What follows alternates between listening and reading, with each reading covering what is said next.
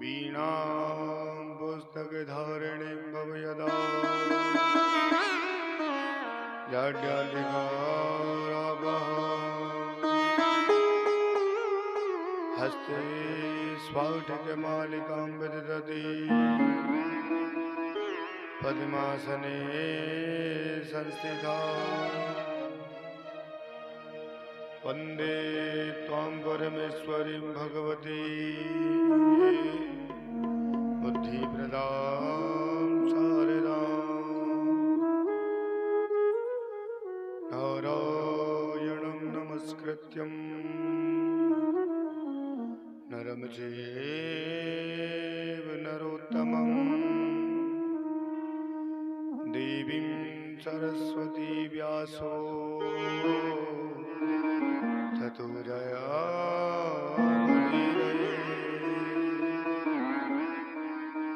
वंशी विभूषितकरा नवनीतदावा पीताम्बराधरुणवेफलादिरुष्टा पूर्णेन्दुसुन्दरमुखा दरविन्दनेत्रा कृष्णात् परं किमपि त्वमहं न जाने। जय जय श्री राधारमण जय जय नवल किशोर जय गोपी चितचोर प्रभु जय जय माखन चोर। नमस्कार गणराज को नमन सारदेवा नमस्कार श्री गुरु चरणन को अब लाज आपके हाथ आए हो तो प्रेम से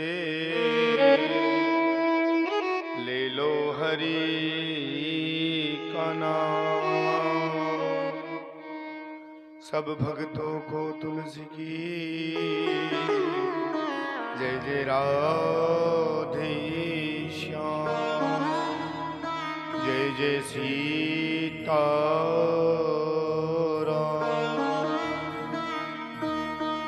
इष्ट देवताभ्यो नमः कुल देवताभ्यो नमः सर्वेभ्यो देवेभ्यो नमः श्री हरये नमः। सभी भक्त परमात्मा का संकीर्तन करेंगे, अपनी मन और वाणी को शुद्ध करेंगे। सीताराम सीताराम सीताराम कहिए सीताराम सीताराम सीताराम कहिए जय वेदी राधे राम ताहि बेदे रहिए जाहि बेदे राखे राम ताहि बेदे रहिए। सीताराम सीताराम सीताराम कहिए सीताराम सीताराम सीताराम कहिए जाहि बेदे राखे राम ताहि बेदे रहिए जाहि बेदे राखे राम ताहि बेदे रहिए।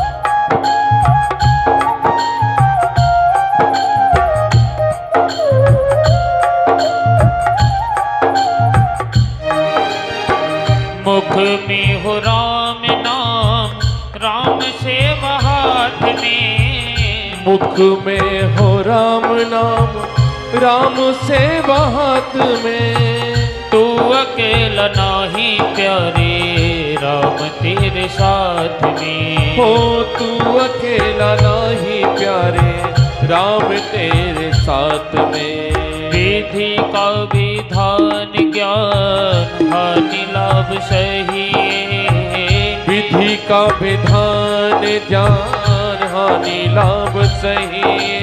चाहे विधि रखे राम, ताहि विधि रहे। ओ चाहे विधि राखे राम, ताहि विधि रहिए। हरि बोल।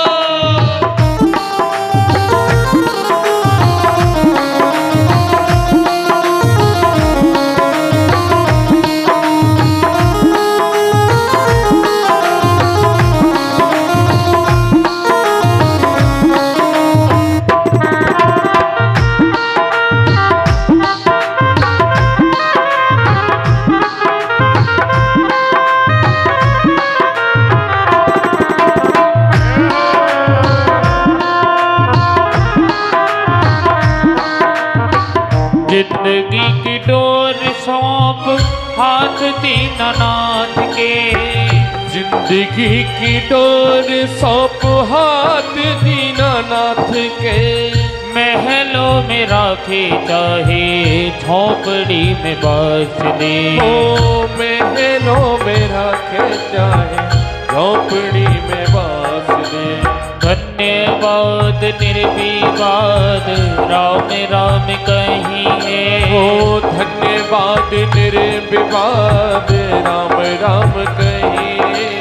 जाहि विधि राखे राम, ताहि विधि रहिए। हो जाहि विधि राखे राम, ताहि विधि रहिए।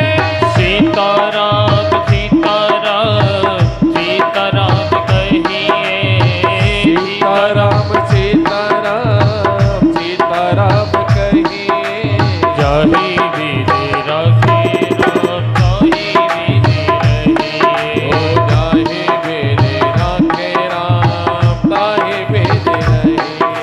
जाहि विधि राखे राम, ताहि विधि रहिए। ओ जाहि विधि राखे राम, ताहि विधि। जाहि विधि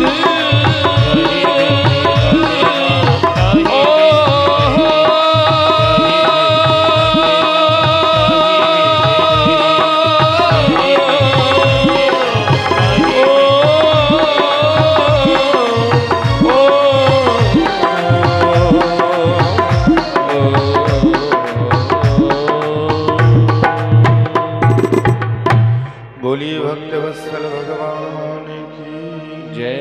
जय जय श्री राधे।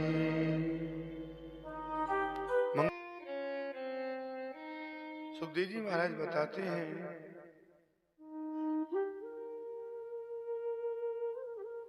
कि जो दूसरे अग्नि जी के पुत्र हुए उनका नाम था स्वारोचिष नाम था। तो राजा परीक्षित ने प्रश्न किया, प्रभु मैंने सुना है, मैंने किसी के मुख से सुना है कि एक गजेंद्र नाम का हाथी था, उसका भी परमात्मा ने संकट दूर किया। वो कथा मैं सुनना चाहता हूँ, उस कथा को आप श्रवण कराइए। सुखदेव जी महाराज बताते हैं, राजन सर्वप्रथम तो अपने मन को जीतिए। और आप कहते हो कि मोक्ष की प्राप्ति, आपको मोक्ष की प्राप्ति अवश्य होगी। अपने मन को जीतिए, परमात्मा की कथा में विश्वास करिए, क्योंकि विश्वासम फलदायकम। किसी से भी विश्वास की आस करिए तो परमात्मा उसको सफल अवश्य करते हैं। सुखदेव जी महाराज बताते हैं कि क्षीर सागर में एक त्रिकूट नाम का श्रेष्ठ पर्वत था, जिसकी लंबाई चौड़ाई 10,000 योजन की थी। इतना लंबा चौड़ा था कि 10,000 योजन के अंदर फैला हुआ था। उस पर्वत के पास में एक जंगल था और उस जंगल में एक गजेंद्र नाम का हाथी निवास करता था। वो गजेंद्र नाम का हाथी अपने सारे परिवार को लेकर सारे परिवार के साथ निवास करता था।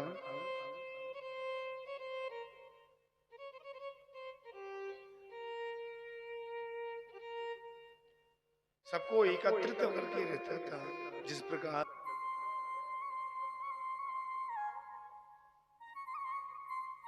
एक दिन क्या हुआ कि सरोवर के बीच में सारे परिवार को लेकर स्नान बनाने गया।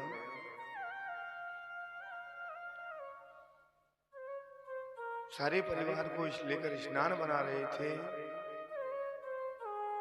गजेंद्र नाम का हाथी परिवार के ऊपर अपनी सूंड से जल डालता, अपने पुत्र को, अपनी पत्नी को, अपने बेटों को, सबको स्नान करा रहा था। जल क्रीड़ा चल रही थी, बड़े आनंद का विषय। उसी समय क्या हुआ कि एक ग्राह जल का पशु मगरमच्छ ने क्या किया, मगर ने ग्राह ने जाकर गजेंद्र नाम के हाथी का पैर पकड़ लिया। अब जैसे ही पैर को पकड़ा और वो ग्राह गजेंद्र नाम के हाथी को जल में खींच रहा था। गजेंद्र नाम का हाथी दुखी हो गया कि आज मगर ने मेरा पैर पकड़ लिया। अति दुखित हो गया। सबको सहायता के लिए बुलाने लगा। जब विपत्ति आती है, जब संकट आता है, तो सर्वप्रथम अपने परिवार को बुलाया जाता है, अपने बेटे को बुलाया जाता है, अपने परिवार। आशा न किया करना जब कोई न हो अपना, सिया राम जपा करना जब कोई न हो अपना, सिया राम जपा करना। और संसार के लोगों से आशा न किया करना जब कोई नहीं अपना, सिया राम जपा करना।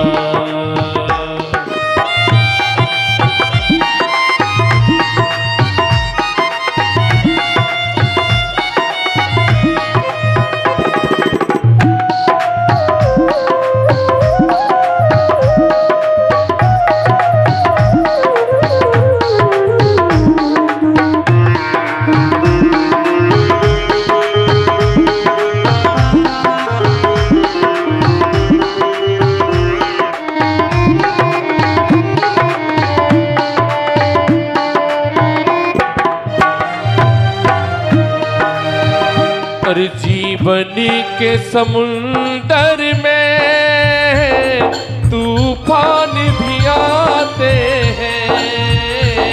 जीवन के समुंदर में तूफान भी आते हैं। और जो हरि को भजते हैं, हरि आप बचाते हैं।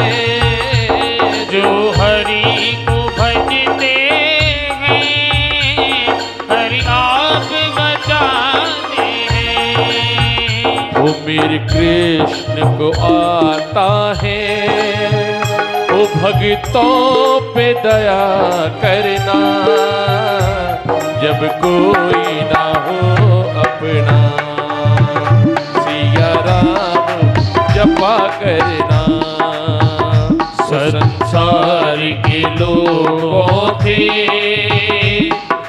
आशा न किया करना जब कोई नहीं अपना, सिया राम जपा करना।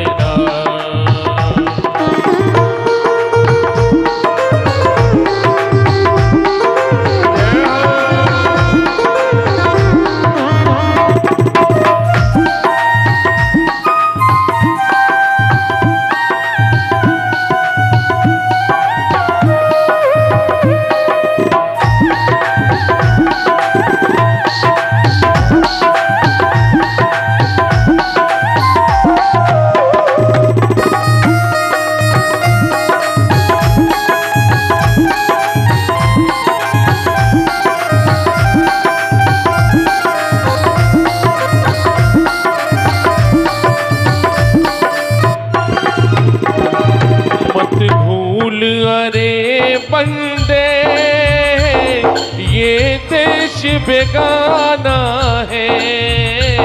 कभी भूल न रे बंदे ये कैसी वीराना है। दुनिया में आकर के वापस तुझे जाना है। दुनिया में आकर के वापस तुम्हें जाना है। माया के बंधन से प्यारे हो दिन रात बचा करना। जब कोई न हो अपना सिया राम जपा करना। कोई नहीं अपना सिया राम जपा करना। ओ सिया राम जपा करना। सिया राम जपा करना। भक्त वत्सल भगवान की जय। जय जय जय श्री राधे। गजेंद्र नाम का हाथी दुखी हो गया, कोई उसकी सहायता नहीं कर रहा है, कोई इसकी मदद करने के लिए आगे नहीं आ रहा है। तो गजेंद्र नाम के हाथी ने क्या किया?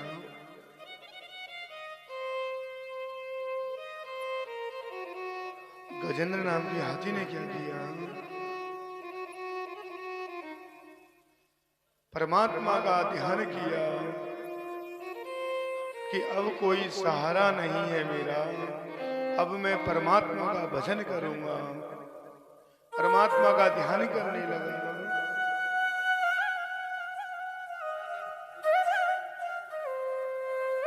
क्योंकि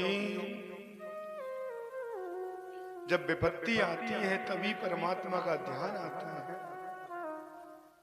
दुख में सुमिरन सब करे, सुख में करे न कोई। जो दुख में सुमिरन करे तो दुख काहे को। दुख में तो सब सुमिरन करते हैं परमात्मा का। अरे जब सुख में ही सुमिरन कर लोगे तो दुख कहां से आएगा? परमात्मा भी परीक्षा लेते हैं, सब तरह के आनंद कर देते हैं, ये देखने के लिए कि ये मेरे को याद करता है या नहीं। भाई इसकी परीक्षा तो लें, ये हमको याद भी करता है या नहीं। क्या पता ये दुख में ही मुझे याद करता है। क्योंकि सुख और दुख भगवान ने बनाया है।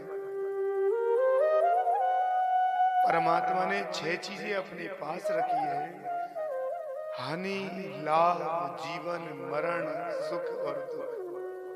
सब कुछ परमात्मा के हाथ में।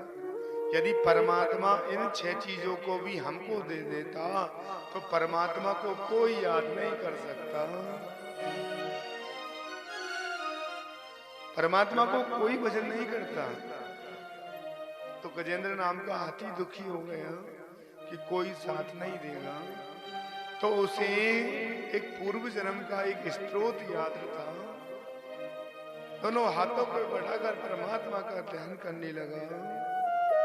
नमः आत्म प्रदीपाय साक्षिणे परमात्मना। नमो गिरां विदुराय मनसा चेतसामपि। हे परमात्मा मेरा संकट दूर करिए, हे परमात्मा मेरी रक्षा करिए।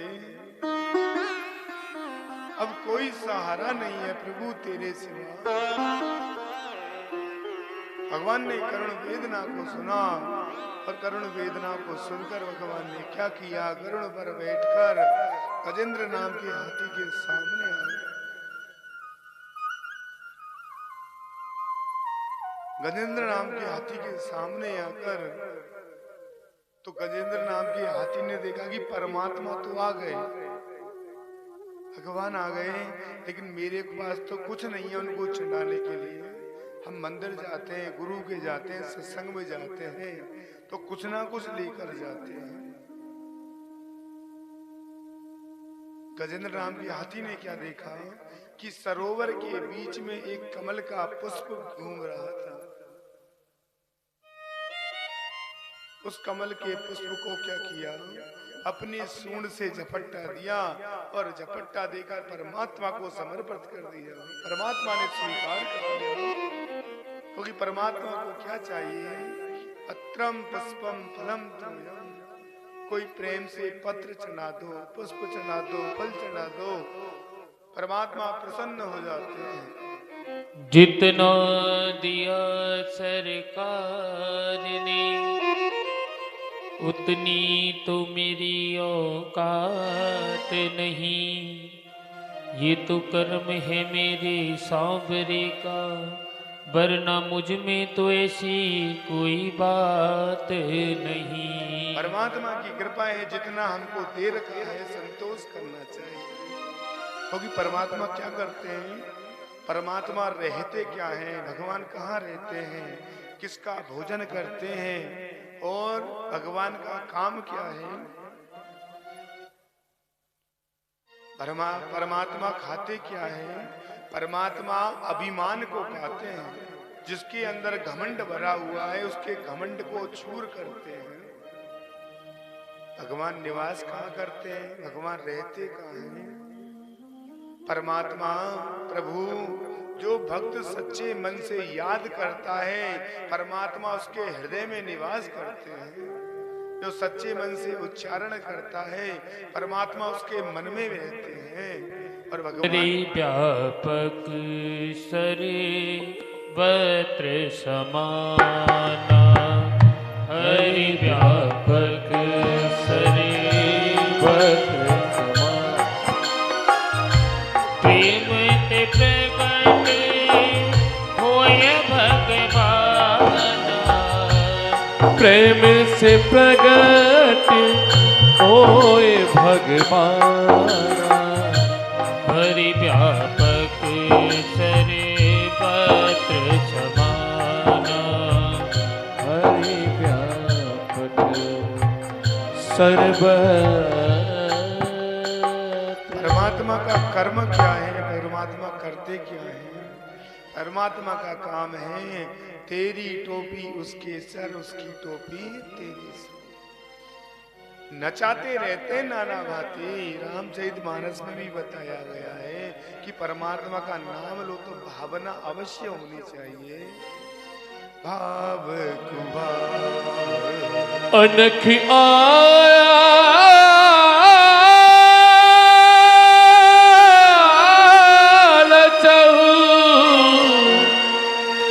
भाव कुभाव, अनख आलच हो। नाम जपते मंगल दित हो, नाम जपते मंगल दित। मन में भावना होनी चाहिए, और जिसकी जैसी भावना होती है परमात्मा दर्शन देते हैं। जाची रहे भावना जैसी जाकी रही रे, भावना जैसी प्रभु मूरत देखी तिन तैसी। ओ प्रभु मूरत देखी तिन तैसी। जिसकी जैसी भावना होती है परमात्मा उसी। डमरू बाला भोला डमरू वाला, भोला डमरू वाला। चट्टा में तेरी गंग विराजे हो, अरे चट्टा में तेरी गंग विराजे। गल मुंडन की माला माला माला माला माला। वो भोला डमरू वाला, वो भोला डमरू वाला, वो भोला डमरू वाला, वो भोला डमरू वाला। जय बोले।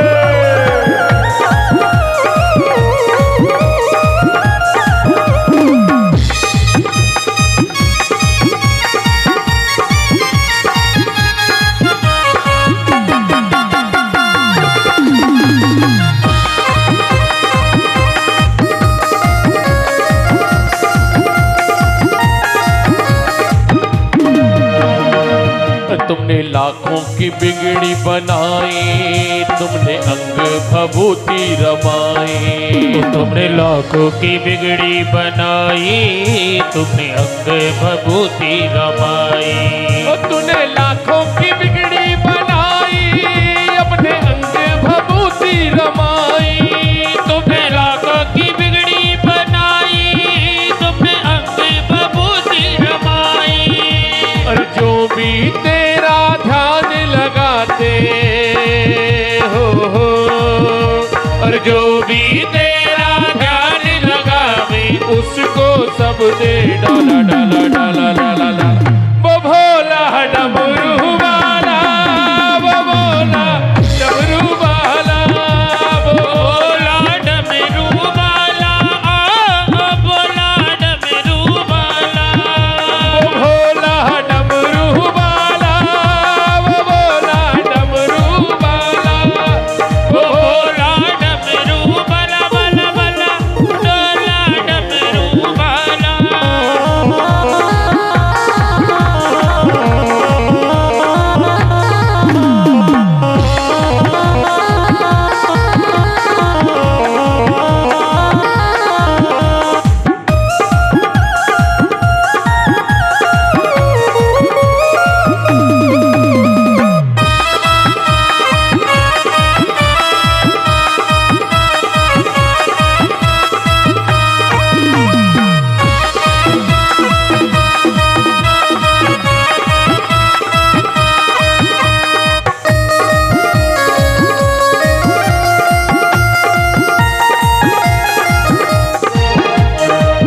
नित्य अंग भभूति रमाए, जिसको जाने तू ध्याए। जिन्हें अंग भभूति रमाई, जिसको जाने दूर जाए। नित्य अंग भभूति रमाए, जाने किसको तू ध्याए। तूने अंग भभूति रमाए, जाने जादो तू जाए। और महल अटारी सबको बांटे, महल अटारी सबको बांटे, तुमको मरघट वाला। वो भोला डमरू वाला, वो भोला डमरू वाला, ओ भोला डमरू वाला, ओ भोला डमरू वाला। ओम नमः शिवाय, ओम नमः शिवाय, बोलो ओम नमः शिवाय, ओम नमः शिवाय। वो भोला डमरू वाला, वो भोला डमरू वाला, वो भोला डमरू वाला, ओ भोला डमरू वाला। भोला डमरू वाला, वो भोला डमरू वाला। बोली शंकर भगवान की जय हो। जय जय श्री राम। जहाँ समुद्र मंथन चल रहा था वहां पहुंच गए। बाबा ने क्या किया, सारे जहर को अंजलि से समेटने लगे। जिस प्रकार महिला घर में छाछ करती है और मक्खन को एकत्रित करती है, सारे मक्खन को इकट्ठा करके एकत्रित करती है, उसी प्रकार बाबा भोलेनाथ ने क्या किया, सारे जहर को इकट्ठा करके अपनी अंजलि में ले लिया, अपने हाथों के बीच में लिया।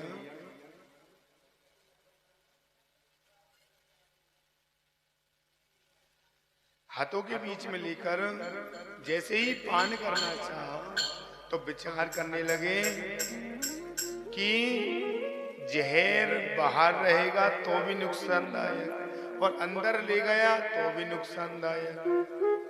क्या करना चाहिए? बाबा भोलेनाथ ने क्या किया, हाथों में जहर को लेकर पान किया और ना तो बाहर रहने दिया और ना अंदर जाने दिया, अपने कंठ में ही बीच में समा गए। तो भोले बाबा का कंठ नीला हो गया। बोले नीलकंठ महादेव की जय। हरिद्वार में हम जाते हैं तो नीलकंठ महादेव के दर्शन करने अवश्य जाते हैं। चढ़ाई बहुत ऊंची है नीलकंठ महादेव की, और जो कुछ जहर हाथों में से नीचे गिरा उससे सर्प बिच्छू इन सब ने ले लिया। तभी तो ये विषैले जंतु जीव जंतु तैयार हुए। बाबा भोलेनाथ ने देवताओं के संकट को दूर किया। पुनः समुद्र मंथन प्रारंभ हुआ तो समुद्र मंथन के अंदर कौन कौन सी वस्तुएं निकली? लक्ष्मी कौस्तुभ पारिजातक सुरा, धनवंतरी चंद्रमा, धेनु कौमुदुधा सुरेश्वरा, रंभादि देवांगना। समुद्र मंथन प्रारंभ हुआ तो समुद्र मंथन के अंदर से कामधेनु नाम की गैया निकली। कामधेनु नाम की गैया कैसी है? गैया के नीचे बैठकर कोई भी चीज की कामना कर लो संपूर्ण हो जाती है। तो ऋषियों ने कहा प्रभु गैया हमको चाहिए। क्यों? क्योंकि हमको भजन करते हैं, पूजा करते हैं तो दूध दही की आवश्यकता होती है, हम लोग को गैया दे दो। तो भगवान ने गैया ऋषियों के लिए दे दी। उच्चेश्वरा नाम का घोड़ा निकला, ऐरावत नाम का हाथी निकला। तो हाथी को क्या किया भगवान ने कि इंद्रलोक में पहुंचा दिया कि जो भी इंद्रलोक का राजा बनेगा वो उसका आनंद लेगा। चंद्रमा भी निकला, कौस्तुभ नाम की मणि निकली, कल्प वृक्ष निकला। तो भगवान ने कल्प वृक्ष को इंद्रलोक में पहुंचा दिया। कल्प वृक्ष कैसा है? जिसके नीचे बैठकर कामना करो सारी संपूर्ण होती है। महिलाएं कल्प वृक्ष की परिक्रमा भी देती है। उसके अंदर से लक्ष्मी मैया भी निकली। अब जैसे ही लक्ष्मी मैया निकली तो देवता तो कह गए हमले, दैत्य के हमले, ऋषि के हमले, सब विचार करने लगे इसको तो हम लेंगे। तो भगवान ने कहा भैया रुको तो सही, रुको, अभी तो निकली तो है ये। अब चीज एक मांगने वाले अनेक, भाई ऐसे बंटवारा थोड़ी होगा। तो क्या करें? कैसा करते हैं हम कि लक्ष्मी जी का स्वयंवर करते हैं। जिसके गले में ये माला डाल देगी वही लक्ष्मी को ले ले कि ठीक है प्रभु आप सही कह रहे हो। भगवान ने क्या किया? एक तरफ देवता लोग बैठा दिए, एक तरफ दैत्य लोग बैठा दिए। ऋषि बैठ गए, गंधर्व सब बैठ गए। अब लक्ष्मी जी के हाथ में माला दे दी। अब लक्ष्मी जी जा रही है, सबसे पहले सूर्य भगवान के पास पहुंची, विचार करने लगी कि ये है सूर्य देवता, ये हमेशा गर्म रहते हैं, इनकी स्थिति परिस्थिति कोई पता नहीं है।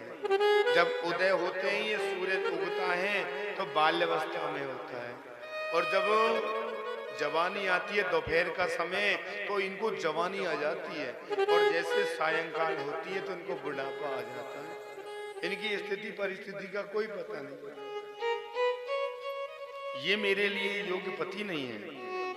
आगे चली, चंद्रमा के पास पहुंची तो विचार करने लगी कि चंद्रमा की कला कभी घटती है कभी बढ़ती है, कभी दिखते ही नहीं है, तो ये भी मेरे पति लायक नहीं है। दुर्वासा नाम के ऋषि बैठे हुए थे, डाडी को हिला रहे हैं, लक्ष्मी मेरे पास आ जा। लेकिन लक्ष्मी जी नहीं गई। क्यों? क्योंकि ये क्रोधी ऋषि है, कभी कहीं गुस्सा आ गया तो श्राप दे दिया तो मैं तो वैसे ही मर जाऊंगा। सारी सभा में घूम रही है लेकिन योग्य पति कोई नहीं दिख रहा। तो विचार करने लगी कि मेरे योग्य पति तो वो जो दूर बैठे हैं ना विष्णु भगवान, वही मेरे योग्य पति है, नहीं तो है ही नहीं कोई सभा में।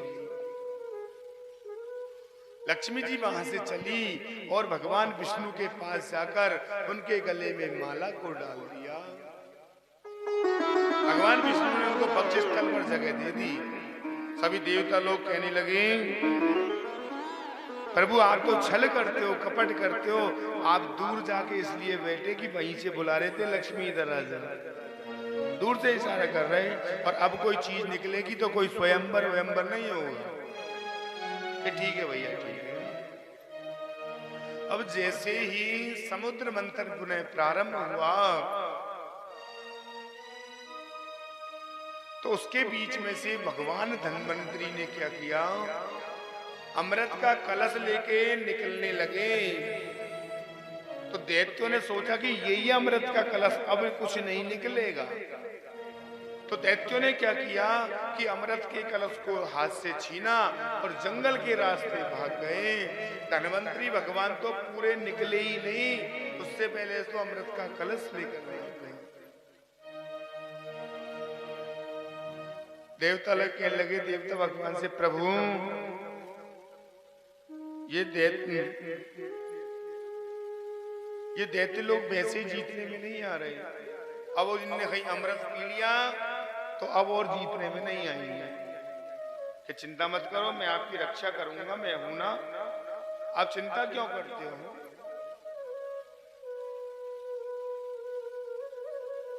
भगवान ने क्या किया, यहाँ पर दैत्य लोग जंगल में अमृत का कलश लेके जा रहे थे, उसी रास्ते में एक सुंदर स्त्री का रूप बनाया, लग्न श्रृंगार करके, सारा सेवो 16 श्रृंगार करके वो स्त्री रूपी भगवान दैत्यों के पास पहुंचे। भगवान मोहिनी अवतार लेकर दैत्यों के पास जाने लगे, हाथ में गेंद, और गेंद को खेलते हुए जंगल के बीच जाने लगी। दैत्यों ने देखा कि ये तो वही लक्ष्मी है जो वो निकली थी। और भगवान ने क्या किया, अपनी माया को जंगल के बीच में फैला दिया, क्योंकि भगवान की माया से कोई नहीं बच पाया।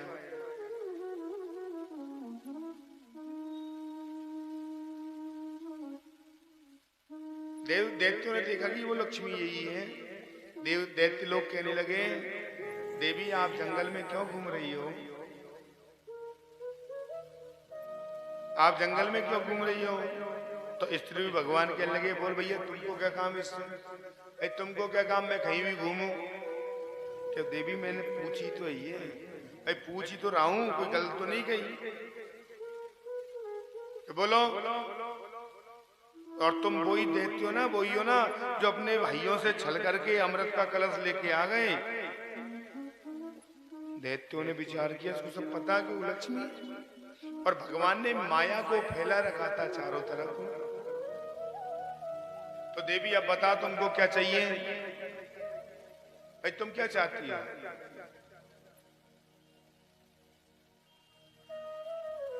कि मैं ये चाहती हूं कि दोनों भाई मिल बांट कर खाओ, उनको भी मिलना चाहिए। कले देवी ये अमृत का कलश आप ले लो और आप बांट दो। भगवान स्त्री भी भगवान के हाथ में अमृत का कलश आ गया। अब कलश जैसे ही आया तो देवता ने देखा कि कलश आ गया हाथ में। अब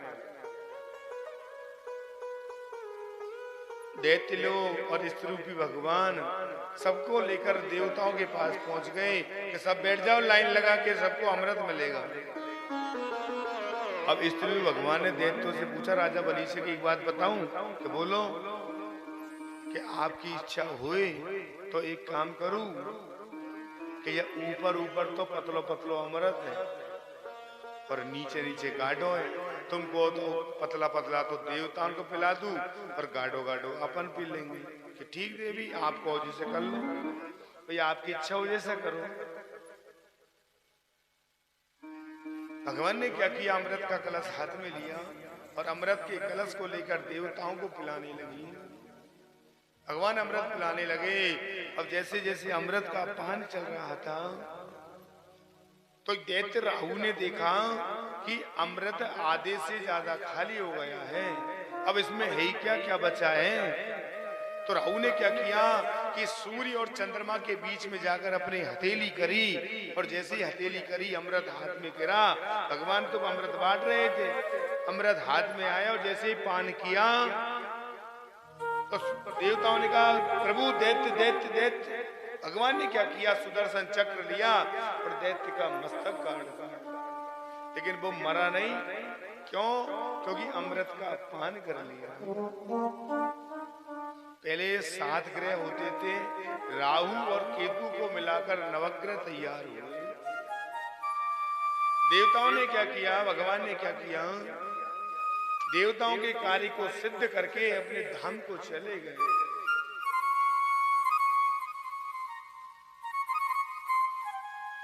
क्योंकि परमात्मा प्रेम के भूखे हैं।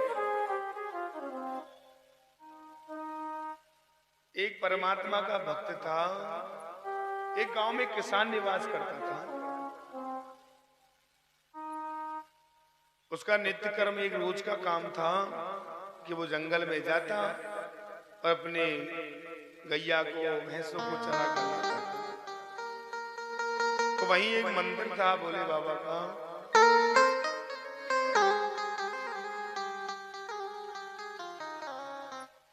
तो रोज मंदिर में देखता कि ब्राह्मण देवता आते हैं, रोज इनको स्नान कराते हैं, दूध से, दही से, शहद से। रोज मरमल के 1 घंटा ये क्या करते हैं पता नहीं। इस घंटा एक दिन किसान पहुंचा तो देखा कि ब्राह्मण देवता स्नान करा रहे हैं, स्नान चल रहा है।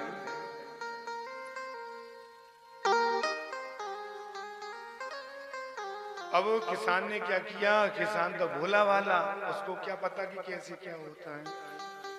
किसान ने क्या किया कि ब्राह्मण देवता जब चल जाते थे तो हाथ में जल लेता, अपने मुंह में भरता और मुंह में भरकर शिवालय के अंदर जाकर शिवलिंग के ऊपर कुल्ला कर देता था।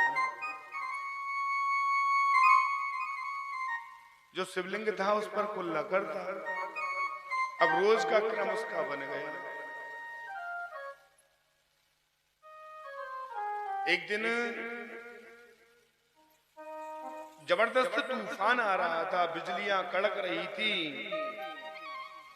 मूसलाधार वर्षा हो रही थी। तो किसान मंदिर के अंदर जाकर छुप गया। ब्राह्मण देवता भी वहीं थे। तो ब्राह्मण देवता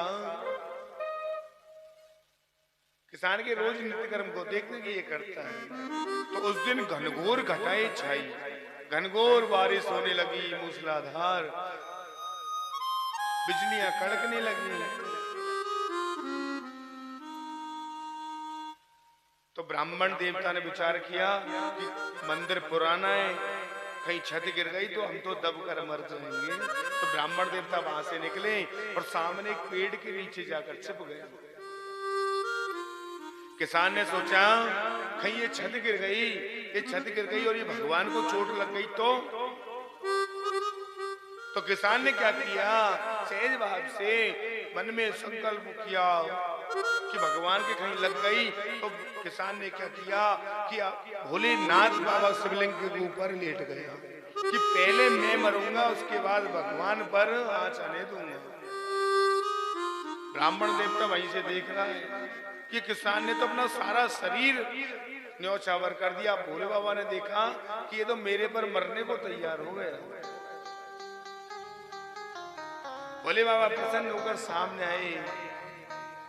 ब्राह्मण देवता ने कहा प्रभु मैं तो इतनी भक्ति भाव से मंत्रों से आपकी पूजा करता हूँ, लेकिन आपने तो कभी दर्शन नहीं दी और इसको एक मूर्ख को आपने दर्शन दे दिया। इसकी भावना तो देख, ये मेरे लिए मरने को तैयार है। भावना होनी चाहिए और ऐसी भावना होनी चाहिए कि हम तो सिर्फ भजन करेंगे, चाहे हमको स्वर्ग मिले चाहे हमको नरक मिले। और हमारे हृदय के अंदर परमात्मा तुम्हारा वास होना चाहिए। चाहे स्वर्ग मिले या नरक मिले, हृदय में वास तुम्हारा। जब छोड़ चलो इस जीवन को होठों पर नाम तुम्हारा हो। जब छोड़ चलो इस जीवन को, होठों पे बात तुम्हारा हो। चाहे स्वर्ग मिले या नरक मिले, हृदय में वास तुम्हारा हो। चाहे स्वर्ग मिले या नरक मिले, हृदय में बात तुम्हारा हो। जब छोड़ चलो इस जीवन को, होठों पर नाम तुम्हारा हो।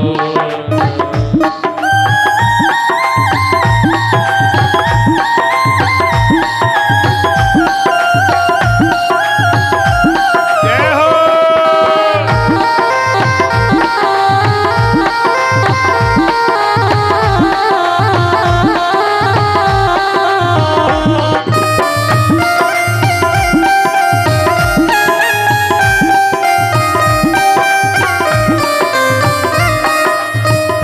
तन श्याम नाम की चादर हो।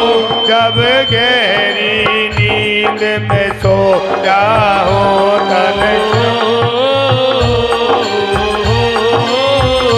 तन श्याम नाम की चादर हो। जब गहरी नींद में सोया हो। कानों में मेरे कुंजित हो, खाना बस नाम तुम्हारा हो। चाहे स्वर्ग मिले या नरक मिले, हृदय में बात हरि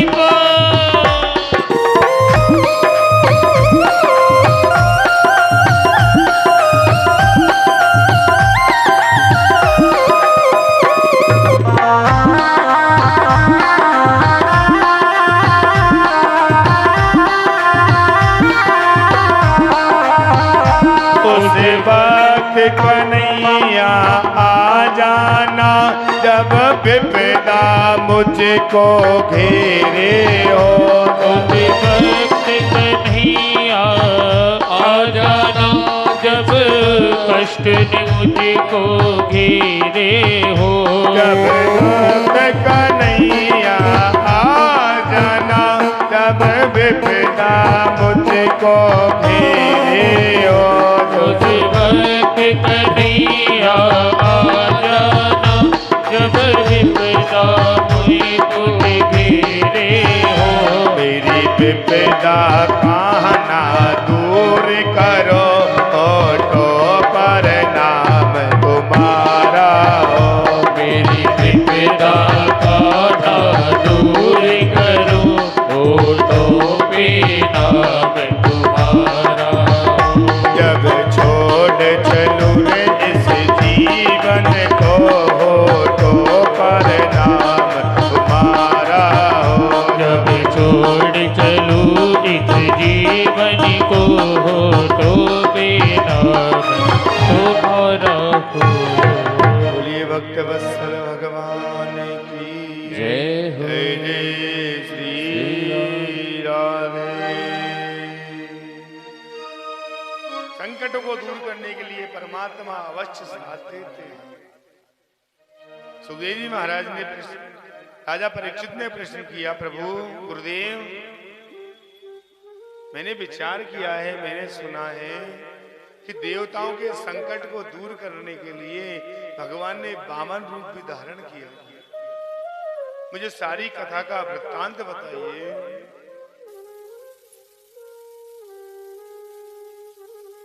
एक बार कश्यप ऋषि अपने आश्रम पर निवास कर रहे थे, परमात्मा का भजन करते रहते। तो माता अदिति ने कहा, प्रभु ऋषिवर, मेरे पुत्र दुखी है, उनके दुखों को दूर करने के लिए कोई उपाय बताइए।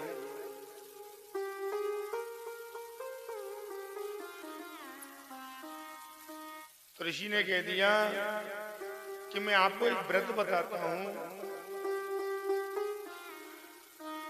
उस व्रत को नियम से पालन करना चाहिए, और उस व्रत को नियम से पालन करोगे तो परमात्मा अवश्य अवतार को धारण करेंगे। मैं आपके लिए एक पयोव्रत नाम का व्रत बताता हूं, जो फाल्गुन मास के शुक्ल पक्ष से प्रारंभ होता है और त्रयोदशी तक चलता है। इसके नियम बहुत है, सारे नियमों को धारण करना पड़ेगा। प्रथम ब्रह्म मुहूर्त में स्नान करना पड़ेगा, ब्रह्म मुहूर्त में 4 बजे स्नान करना पड़ेगा, भगवान का वंदन करना पड़ेगा, भगवान का गुणालवाद ध्यान करना पड़ेगा, झूठे मुंह कभी नहीं सोना, गौ सेवा करनी पड़ेगी, संत सेवा करनी पड़ेगी। यदि इन नियमों को आप धारण कर लोगे तो आपके यहाँ भगवान अवश्य अवतार को धारण करेंगे, संकटों को दूर करने के लिए अवश्य आएंगे।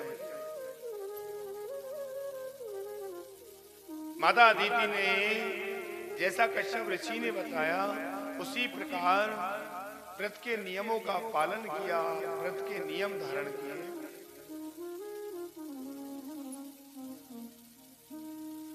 सारे नियम संपूर्ण हुए, भगवान की ऐसी कृपा भई। भादों के महीने के बीच में शुक्ल पक्ष की द्वादशी नाम की तिथि के दिन ठीक 12 बजे भगवान नारायण ने क्या किया कि देवताओं के कार्य को सिद्ध करने के लिए 52 रूप धारण करके भगवान वामन का अवतार धारण किया। बोलो वामन भगवान की जय। वामन अंगुल के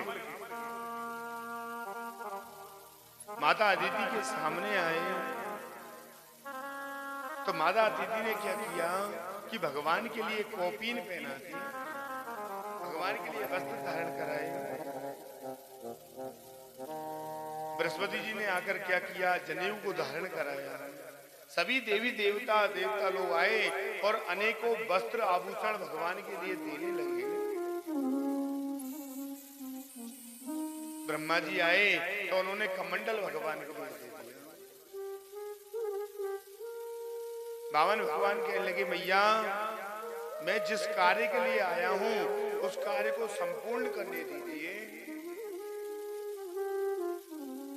भगवान वामन ने क्या किया, एक हाथ में चत्ता, हाथ में कमंडल लिया और जंगल के रास्ते राजा बलि के वहां राजा बलि को छलने के लिए जाने लगे। पहने लटकनी धोती चलो है देखो, छलिया छलने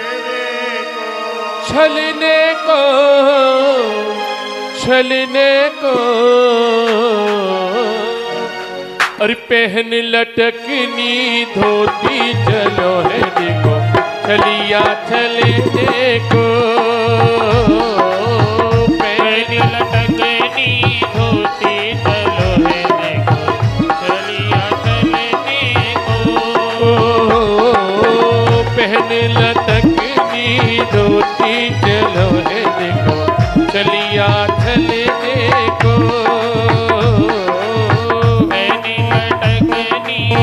धोती चलो है देखो, छलिया चलने को।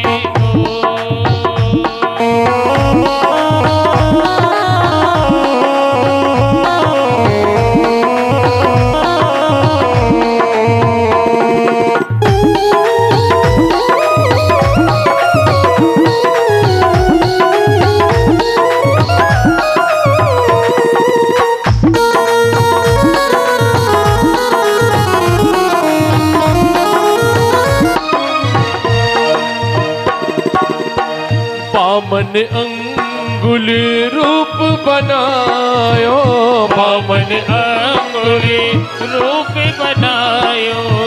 सब देवन मिल खूब सजायो, सब देवन मिल खूब सजायो।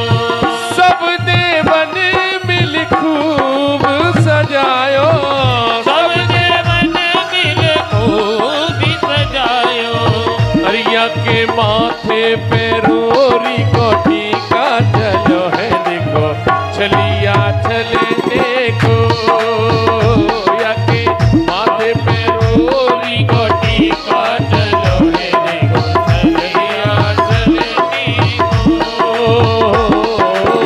पहन लटकनी धोती चलो है देखो छलिया छले देखो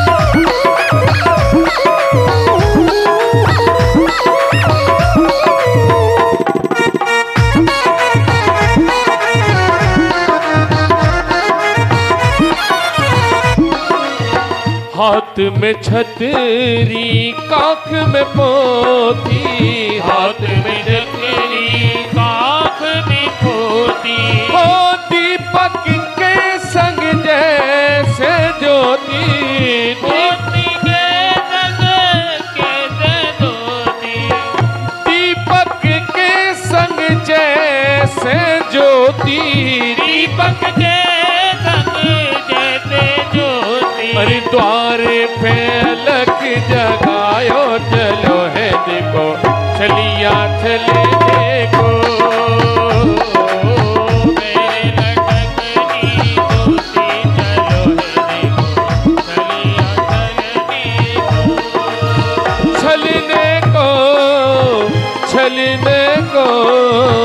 छलनी को छलनी को अरे पहन लटकनी धोती चलो है देखो छलिया छले देखो मेरे लटकनी धोती चलो है देखो छलिया छलिया छले देखो छल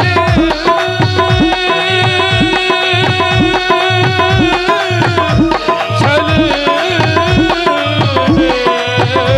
देखो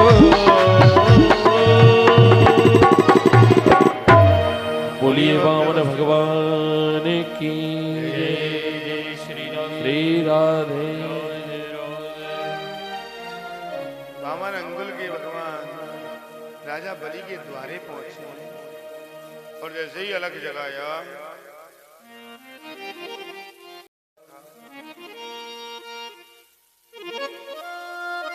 कि कोई ब्राह्मण देवता आए हैं दान लेने के लिए।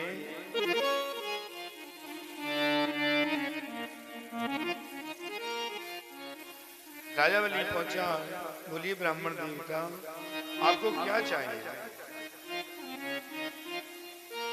आपकी क्या लेने की इच्छा है बताइए।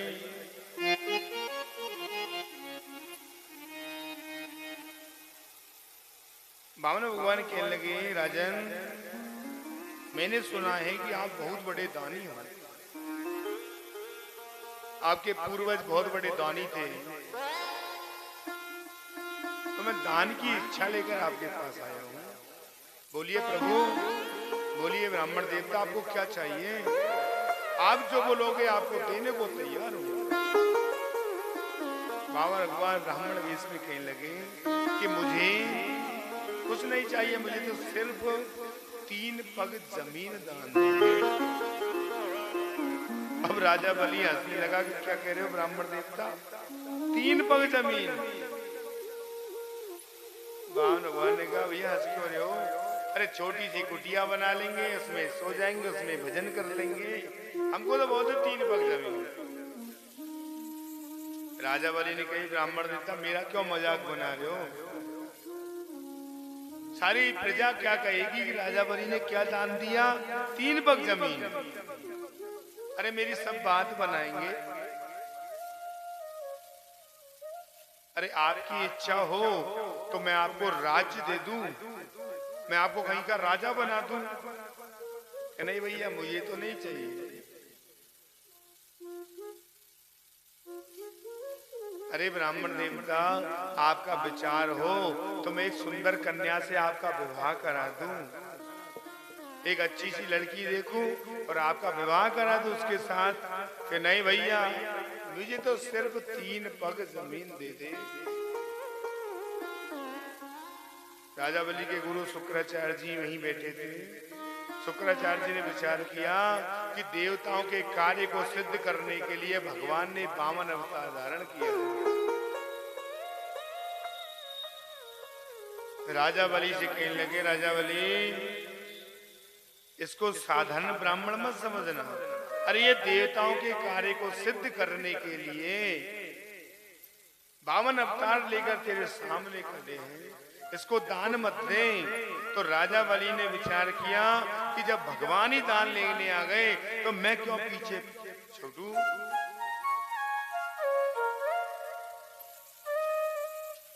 राजा बलि ने कहा कि मैं तो दान दूंगा। भगवान शुक्राचार्य जी से कहने लगे कि दानी दान कर रहा है, भंडारी तेरा वैसे ही पेट फूट रहा है, दानी दान देने को तैयार है और तुम वैसे ही मना कर रहे हो। शुक्राचार्य जी गुस्सा होकर चले गए कि होनी को कोई नहीं मेट सकता, तेरी राज्य लक्ष्मी चली जाए।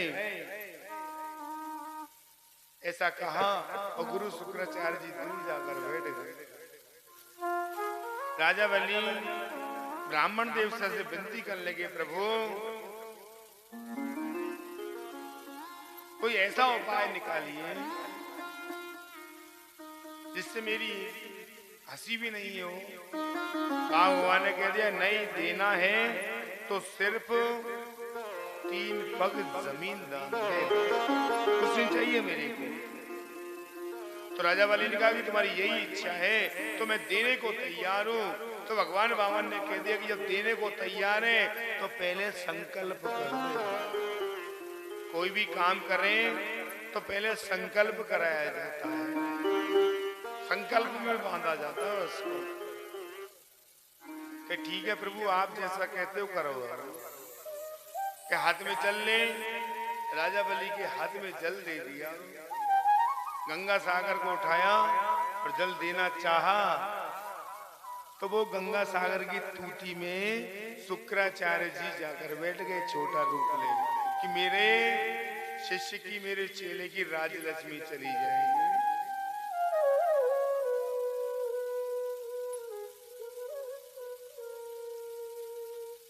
भगवान ने क्या किया, अपनी छतरी में से एक डंडी को निकाला और डंडी को निकालकर उस सागर की तूती में चला दी। तो शुक्राचार्य जी का एक नेत्र फूट गया। शुक्राचार्य जी बाहर आए, प्रभु प्रभु ये क्या कर दिया, मेरा नेत्र फोड़ दिया। कि भाई तुझको क्या परेशानी, दानी दान दे रहा, तुझे परेशानी हो रही है।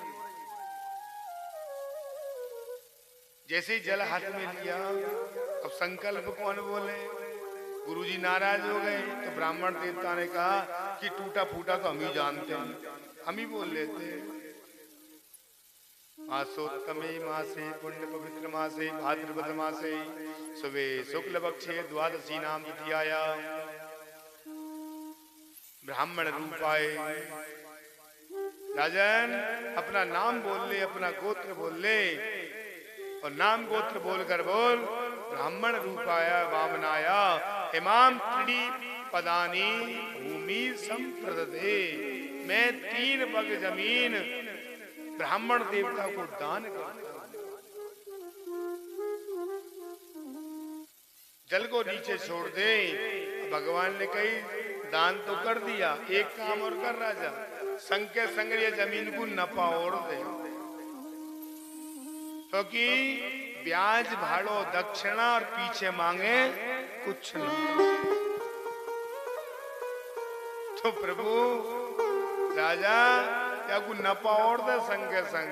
प्रभु मैंने नहीं मना करी, अब जो इच्छा वो करो, नापो।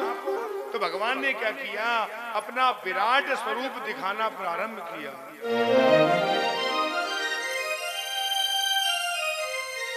आकाश में बढ़ने लगे, चारों तरफ बढ़ने लगे।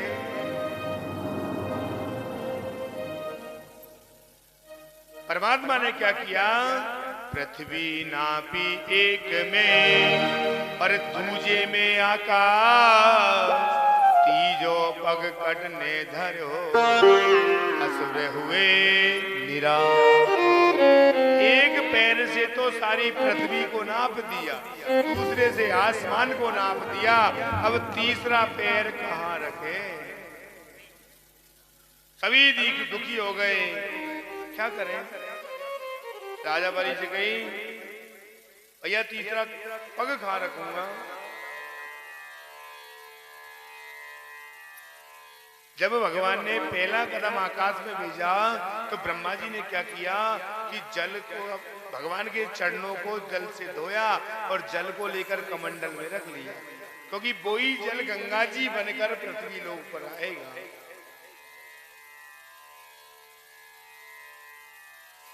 अब सभी दुखी हो गए, क्योंकि जब दुख आता है तो परमात्मा ही दुख को दूर कर सकते हैं।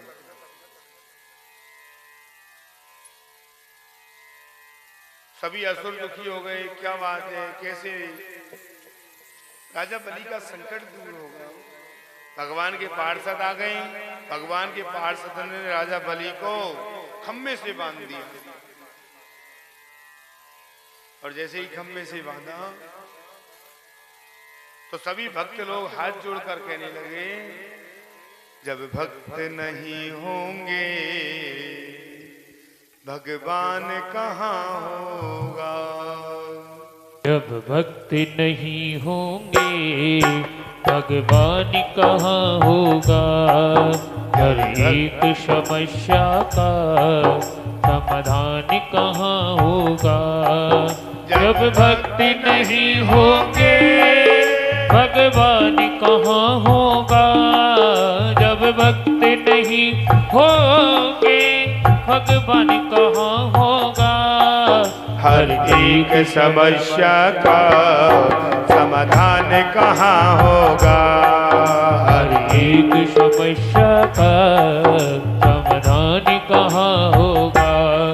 उतानी में हुए हरे रामा हरे राम हरे रामा हरे राम हरे राम हरे राम हरे राम हरे राम हरे राम हरे राम हरे राम हरे राम हरे राम हरे राम हरे राम। जब भक्त नहीं होंगे भगवान कहाँ होगा।